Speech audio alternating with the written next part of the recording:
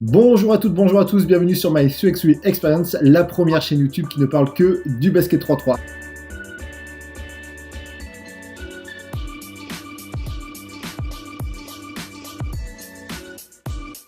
Alors aujourd'hui je suis avec Laetitia Guapo. Bonjour Laetitia.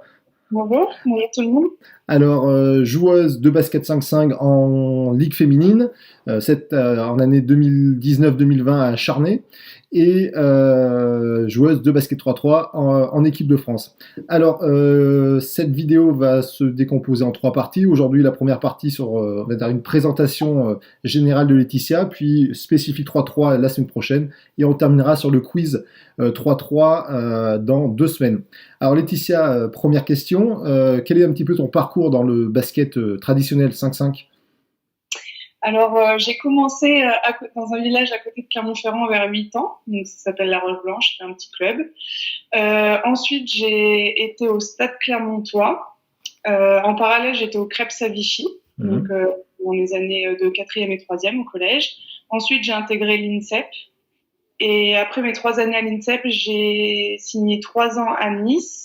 Ensuite, j'ai fait 1 an à Roanne, 1 an à Reims, et là, c'est ma 2e année à Charny. D'accord, donc tu as fait surtout de la Ligue 2 féminine et de la Ligue féminine, c'est ça, en professionnel? Comment tu pourrais te décrire, toi, en tant que basketteuse? Quel est ton profil de joueuse? Je suis une joueuse plutôt athlétique, endurance. Voilà, je pense que ma force c'est mon endurance et ma vitesse.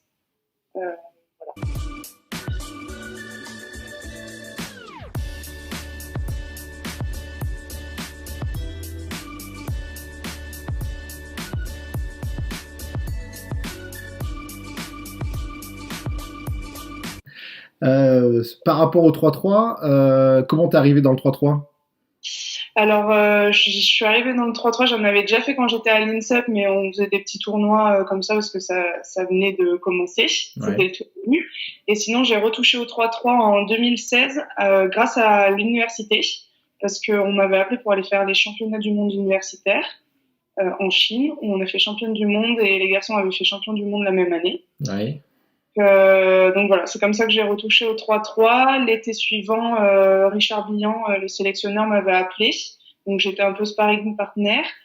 Je pense que mon profil lui avait bien plu, donc il m'avait appelé l'année suivante, mais je passais mon concours de prof de PS, donc je lui avais dit que voilà, c'était un peu le mauvais timing. Ouais. Et voilà, l'année dernière, il m'a recontacté et de fil en aiguille, voilà, j'ai été dans l'équipe. Donc sur le 3-3, un petit peu, quelles ont été les compétitions que tu as participé en équipe de France? Alors cet été, j'ai fait les championnats du monde Ouais. à Amsterdam en juin. Ensuite, j'ai fait beaucoup de tournois de la Women's World Series, Mhm. c'était la compétition internationale pour les filles, et j'ai fini par le championnat d'Europe en fin août. D'accord. Donc, Et tu as participé à la Super League organisée par la Fédération française de basket? oui, oui, j'étais avec la team Poitiers, avec Marie-Ève, Mia, Anna Maria, Myriam et Clarence Jadzi-Tabdi. Mhm. Voilà, donc on a été jusqu'en finale et on a perdu en finale contre Las Campeonas. Alors toi, tu as une particularité, c'est que tu as fini numéro 1 mondial l'année dernière chez les filles, donc number one du monde. Ça fait quoi un petit peu? Quelle sensation? Je pense que si on m'avait dit ça au début de l'été, jamais j'y aurais cru.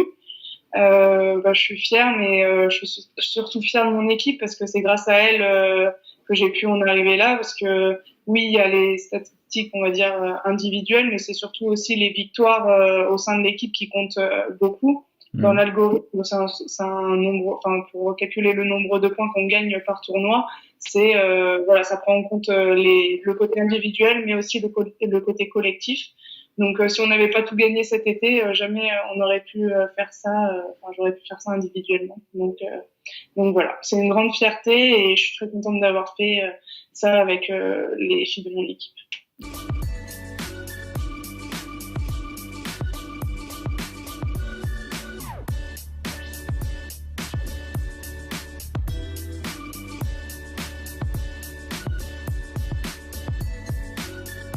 Et qu'est-ce que ça change en termes de médiatisation ou autre chose? Est-ce que ça a eu du changement pour toi? Bah oui, quand même beaucoup. C'est vrai que ça soit la FIBA ou la Fédé, le pôle 3-3 essaie de nous mettre en avant, nous mettre en avant. C'est vrai que cet été, comme on a beaucoup gagné, on est pas mal médiatisé, on a quand même pas mal de vidéos. Et puis moi personnellement aussi, ils essaient de mettre en avant euh, mon parcours et notre parcours estival. Et alors, est-ce que ça fait pas, dernière question par rapport à ça, est-ce que ça fait pas un petit peu bizarre d'avoir un classement individuel dans un sport collectif? Voilà, c'est-à-dire que le tennis, ils ont l'habitude, ils vivent que pour ça pratiquement, mais dans le basket où c'est nouveau, quelle est cette sensation? Je pense que c'est au niveau justement médiatique pour que les personnes du grand public qui ne connaissent pas forcément le basket puissent s'y retrouver.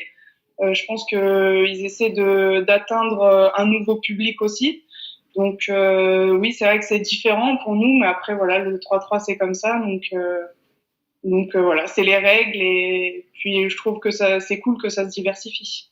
Donc l'année prochaine, bah, cette année, t'espères garder cette place ou une copine à toi la prenne? J'aimerais bien garder cette place, mais bien sûr si c'est une fille de l'équipe de France, il n'y a pas de souci. Ça passera mieux. Comment? Ça passera mieux que ce soit. Bah, Laetitia, merci pour cette première partie de vidéo. Merci de nous avoir suivis. N'oubliez pas de liker, de vous abonner, de partager. Et je vous dis à la semaine prochaine. Allez, bye bye. Salut, salut!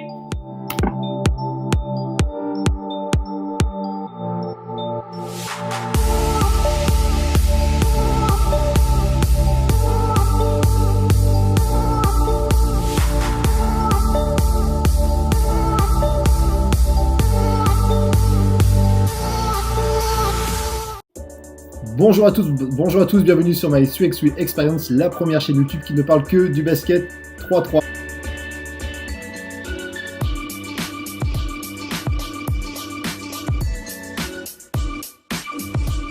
Alors aujourd'hui, je suis toujours avec Laetitia Guapo. Bonjour Laetitia. Bonjour! Donc joueuse en Ligue féminine et joueuse de l'équipe de France de basket 3-3.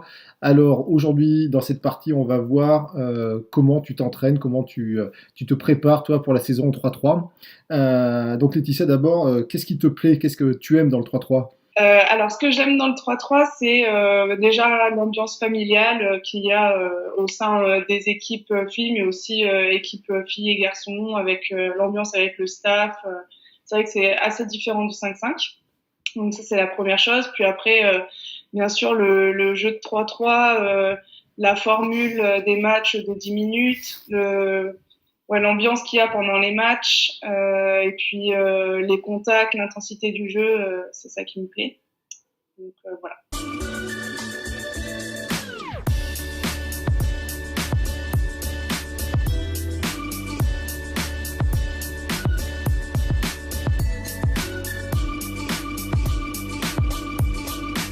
Et toi, durant ta saison 5-5, comment tu te prépares pour la saison 3-3? Alors, donc on va dire de septembre à avril, c'est la saison 5-5, et après, à partir de mai, c'est la saison 3-3. Est-ce que tu te prépares, toi, pour cette saison 3-3?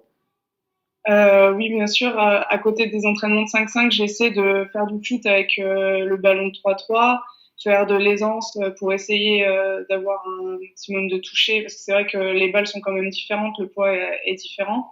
Donc voilà, c'est ce que je fais en plus des séances de 5-5. Après, j'ai la chance acharnée d'avoir un coach qui me suit et qui me soutient pour le 3-3. Donc c'est vrai qu'il ne le fait pas forcément pour moi, mais ces séances physiques, par exemple, je sais que c'est en lien aussi avec le 3-3. C'est aussi bien pour le 5-5 que pour le 3-3. On fait beaucoup de travail comme du crossfit, des circuits training, où on travaille l'explosivité, la force. On fait voilà, la préparation physique est assez complète, que ce soit pour le 5-5 ou pour le 3-3. Donc je m'y retrouve comme ça. Voilà. D'accord. Et au niveau du club, il n'y a pas d'entraînement spécifique 3-3 pour toi, ou c'est vraiment que personnel? Si après bien sûr je demande à mon coach de travailler des spécificités 3-3, il n'y a pas de souci en plus. Après c'est vrai qu'à Charnay on a quand même une grosse charge de travail, donc voilà j'en suis pas non plus demandeuse énormément, mais c'est vrai que par exemple avant un tournoi, quand on s'est regroupé par exemple en février, j'ai demandé à mon coach à avoir plus d'entraînement individuel en plus des entraînements pour bien me remettre dedans.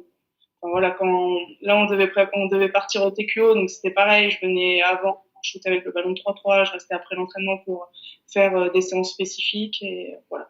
Est-ce qu'il y a quelque chose qui te manque, toi, pendant la saison 5-5 du 3-3? Et inversement, est-ce qu'il y a des choses du 5-5 qui te manquent pendant la saison 3-3?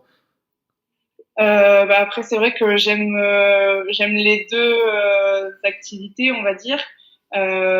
C'est différent, donc oui, bien sûr, l'ambiance 3-3 pendant l'année va me manquer, mais c'est différent, on va dire. Donc chaque chose en son temps, Ouais. et je sais me partager, je sais être à fond dans le 5-5 quand je dois être au 5-5 et à fond dans le 3-3 quand je dois être au 3-3. On va dire D'accord. ça. Ouais. Donc, tu arrives à trouver ton équilibre. Ça peut me manquer, par exemple, l'ambiance ou c'est vrai qu'au 5-5, on est tout le temps avec notre équipe, on est H24 avec les mêmes 9 autres filles et les mêmes coachs, alors que c'est vrai qu'au 3-3, on est avec d'autres personnes, on voit les tournois changent, il y a d'autres nations, enfin, et ça, c'est ça qui peut me manquer, mais après, voilà, je sais faire la part des choses et me concentrer sur l'objectif au moment T.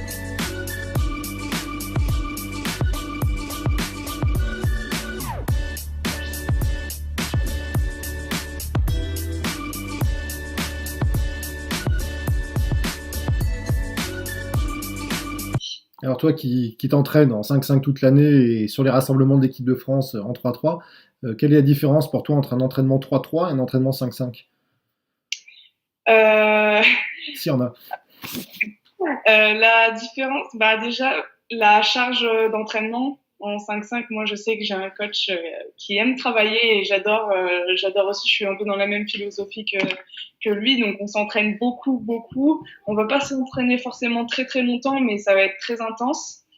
Euh, Au 3-3, ça va être ça aussi, on va avoir des entraînements très courts, assez intenses, mais c'est différent. Au 3-3, on va plus travailler des 1 contre 1 ou des finitions de tir ou des petits drills sans ballon ou avec un ballon mais sans défense.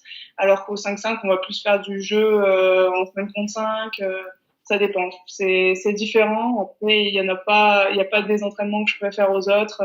On va juste dire que le 3-3, les entraînements sont un peu plus libres. On est un peu moins dirigé qu'au 5-5. Voilà.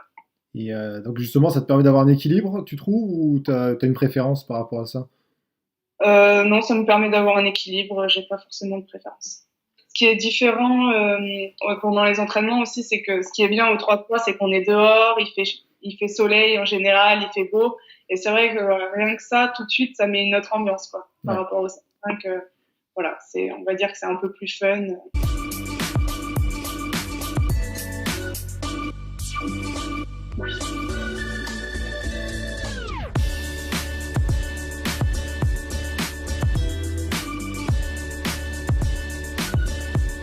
Laetitia, comment tu vois un petit peu les choses, toi, par rapport au 3-3 dans les 4-5 prochaines années? Comment tu te vois évoluer là-dessus?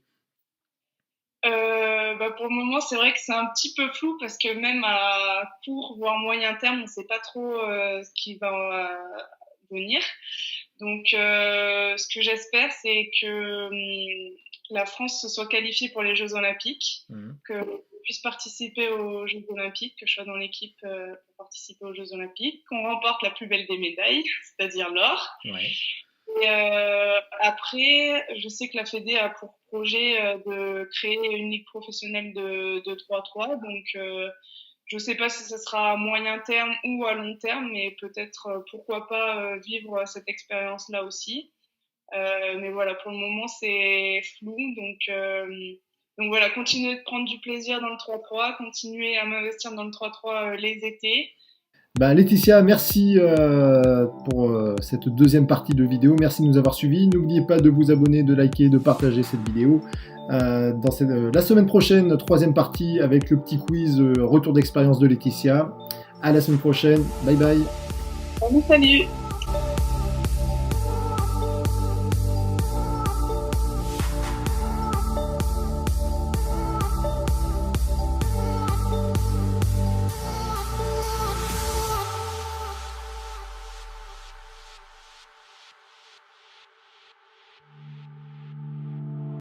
Bonjour à toutes, bonjour à tous, bienvenue sur My Sweet Sweet Experience, la première chaîne YouTube qui ne parle que du basket 3-3.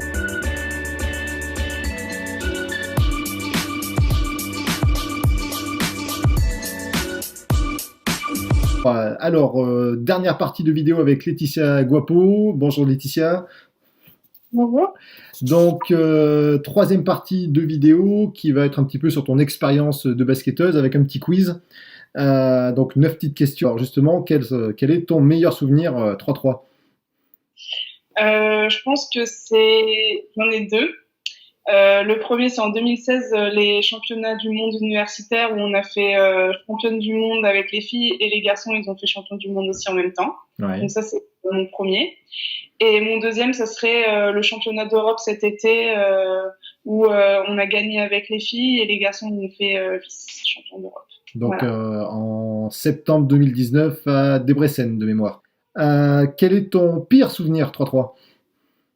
Euh, c'est la WS de Poitiers où je loupe les lancers francs alors que j'ai le lancer franc de la gagne et je sais plus si on est en quart ou si on est en demi. Il me semble qu'on est en demi et du coup je loupe et elle marque après alors que voilà, on aurait pu aller directement en finale si j'avais marqué le lancer franc. Voilà. D'accord.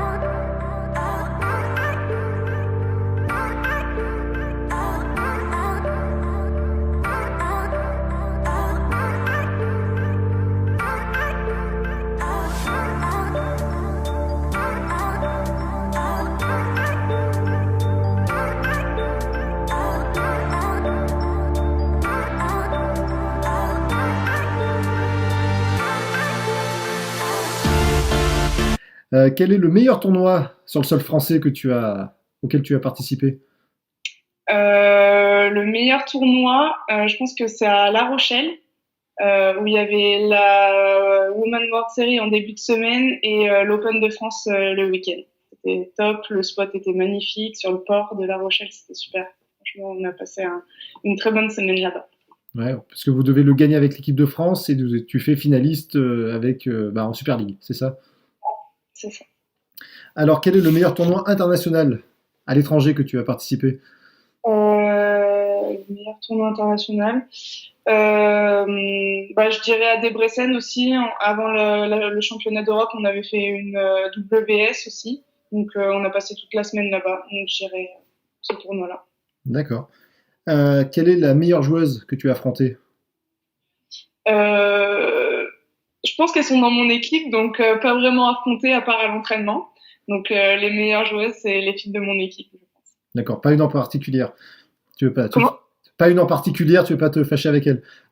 Non, pas spécialement. Elles ont toutes des profils différents, donc voilà. Chacune a ses points forts. Ok. Alors, la meilleure équipe que tu as affrontée? La meilleure équipe, je dirais pour le moment cet été, l'équipe de Russie.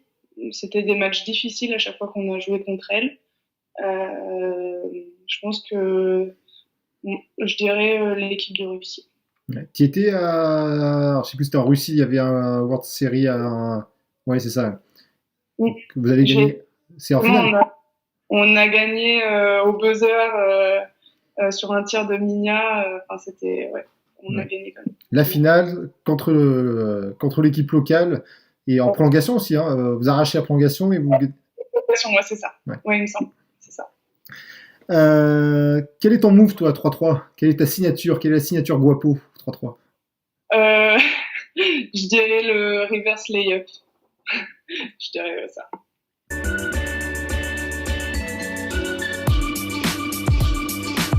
Et alors, quel est le move à travailler? J'essaie de travailler sur mon alternance aller au panier et stopper tirer. Alors, dernière question, quel est ton rêve 3-3? Moi, je pense qu'il est simple à deviner, c'est remporter la médaille d'or aux Jeux Olympiques avec l'équipe de France. En espérant que l'équipe de France se qualifie, ou soit qualifiée suivant la formule, et puis derrière, aller chercher la médaille au bout alors. C'est ça, on espère, on croise les doigts. Laetitia, merci de m'avoir accueilli pendant ces 3 vidéos pour faire découvrir un petit peu ta passion du basket 3-3. Merci à vous de nous avoir suivis. N'oubliez pas de liker, de vous abonner, de partager. Et je vous dis à la prochaine. Bye bye. Salut, salut!